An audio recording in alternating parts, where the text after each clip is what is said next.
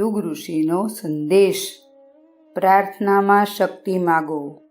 ઈશ્વરને આવી પ્રાર્થના કરવી જોઈએ, આપ મને પ્રેરણા આપો, મારી અંદર તમારી શક્તિનો સંચાર કરી દો, મને સાહસ, ઉત્સાહ અને ધૈર્ય આપો। આ જ વસ્તુઓ સૂક્ષ્મ સત્તાના કેન્દ્રમાંથી આવે છે અને તેને જ આપણે ઈશ્વર પાસેથી મળેલી કહીએ છીએ। ઈશ્વર લોટ બાંધવા નહીં આવે, પરંતુ જો આપણે પ્રાર્થના કરીશું તો તે આપણી એ યોગ્યતાને જાગૃત કરી દેશે જેના દ્વારા તે કામ સહેલાઈથી કરી શકાય।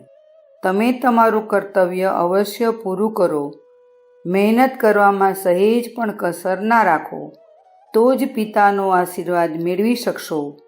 પ્રાર્થનાનું પહેલું પગથિયું એ છે કે આપણને જે સાંસારિક વસ્તુની જરૂર હોય તેના માટે પૂરેપૂરો પ્રયત્ન કરીએ।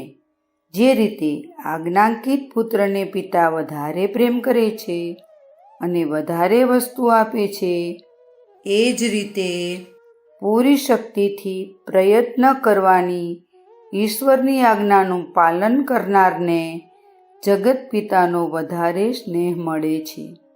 ભૂલમાં પણ અકર્મણ્ય બનીને ના બેસી રહો। એવું ના વિચારો કે હું તો ભજન કરીશ અને ઈશ્વર મારું આ કાર્ય કરી દેશે। ઈશ્વરને એવા ભજન કે ખુશામતની કોઈ જરૂર નથી, બદલામાં તે તમારો ચૂલો સળગાવવા નહીં આવે।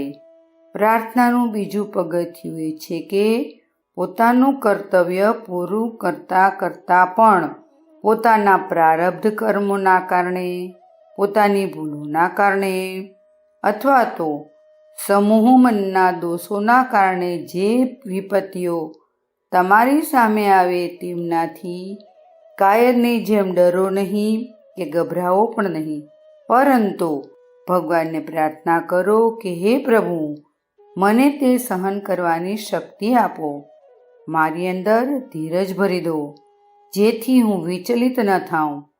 મુશ્કેલીઓ તો બધા પર આવે છે। રામ, કૃષ્ણ, બુદ્ધ, ઈસુ, મહમ્મદ, શિવ, દધીચી, હરિશ્ચંદ્ર જેવા મહાન આત્માઓને પણ વિપત્તિઓએ છોડ્યા નથી, તો પછી આપણે તેમનાથી કઈ રીતે બચી શકીએ? અપ્રિય પરિસ્થિતિ જોઈને બૂમો ના પાડવી જોઈએ કે ડરપોકની જેમ બાઘા જેવા પણ ન બની જવું જોઈએ। આપણે એવા સમયે દુઃખના નિવારણનો ઉપાય કરવો જોઈએ અને જ્યાં સુધી તે મુશ્કેલી હોય ત્યાં સુધી અવિચળ ધીરજ રાખીને ભગવાનને પ્રાર્થના કરવી જોઈએ। અખંડ જ્યોતિ, નવેમ્બર 1941, પૃષ્ઠ 6, સંદર્ભ ગ્રંથ યુગ ઋષિનો સંદેશ।